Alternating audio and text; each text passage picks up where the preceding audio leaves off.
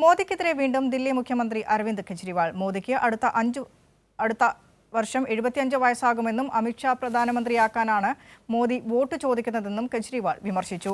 BJP അധികാരത്തിലെത്തിയാൽ യോഗി ആദിത്യനാഥിനെ മുഖ്യമന്ത്രി സ്ഥാനത്ത് നിന്ന് മാറ്റുമെന്ന ആരോപണവും ഉത്തർപ്രദേശിൽ പ്രചാരണത്തിനെത്തിയ കെജ്രിവാൾ ആവർത്തിച്ചു. തെരഞ്ഞെടുപ്പ് പ്രചരണത്തിനു വേണ്ടി ഇടക്കാല ജാമ്യം ലഭിച്ച ദില്ലി മുഖ്യമന്ത്രി അരവിന്ദ് കെജ്രിവാൾ ആദ്യമായാണ് ഉത്തർപ്രദേശിൽ പ്രചരണത്തിനെത്തിയത്. മോദിക്കെതിരെ ആഞ്ഞടിച്ച് തന്നെയാണ് കെജ്രിവാളിന്റെ പ്രചരണം. മോദി വോട്ട് ചോദിക്കുന്നത് അമിത്ഷായ്ക്ക് വേണ്ടിയെന്ന് SP അധ്യക്ഷൻ അഖിലേഷ് യാദവുമായി ചേർന്ന് നടത്തിയ വാർത്താ സമ്മേളനത്തിൽ കെജ്രിവാൾ ആവർത്തിച്ചു. അടുത്ത വർഷം മോദിക്ക് 75 വയസ്സാകുമെന്നും 75 വയസ്സ് കഴിഞ്ഞവർ വിരമിക്കണമെന്നത് മോദി തന്നെ ഉണ്ടാക്കിയ ചട്ടമെന്നും ചൂണ്ടിക്കാട്ടിയ കെജ്രിവാൾ മോദി വിരമിക്കില്ലെന്ന് പറയാൻ ഇതുവരെ തയ്യാറായിട്ടില്ലെന്നും അടുത്ത സെപ്റ്റംബറിൽ അമിത്ഷായെ പ്രധാനമന്ത്രിയാക്കാനാണ് മോദിയുടെ നീക്കമെന്നും വിമർശിച്ചു.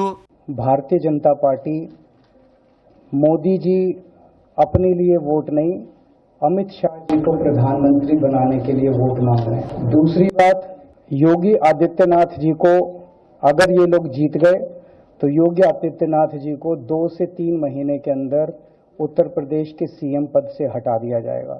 नंबर 3, इन लोगों की पूरी तैयारी है, अगर ये लोग जीत गए तो संविधान को बदल के SC ST और OBC का रिजर्वेशन खत्म कर दिया जाएगा.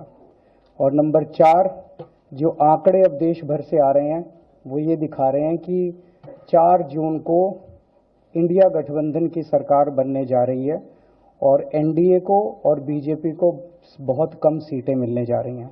BJP വീണ്ടും അധികാരത്തിലെത്തിയാൽ യോഗി ആദിത്യനാഥിനെ ഉത്തർപ്രദേശ് മുഖ്യമന്ത്രി സ്ഥാനത്ത് നിന്ന് നീക്കുമെന്ന ആരോപണവും കെജ്രിവാൾ ആവർത്തിച്ചിട്ടുണ്ട്. योगी आदित्यनाथ जी को अगर ये लोग जीत गए तो योगी आदित्यनाथ जी को 2 से 3 महीने के अंदर उत्तर प्रदेश के CM पद से हटा दिया जाएगा. 2029 ശേഷവും BJP നരേന്ദ്രമോദി തന്നെ നയിക്കുമെന്നും അതിൽ കെജ്രിവാളിന് പേടിവേണ്ടെന്നും അമിത്ഷാ കഴിഞ്ഞ ദിവസം മറുപടി നൽകിയിരുന്നു.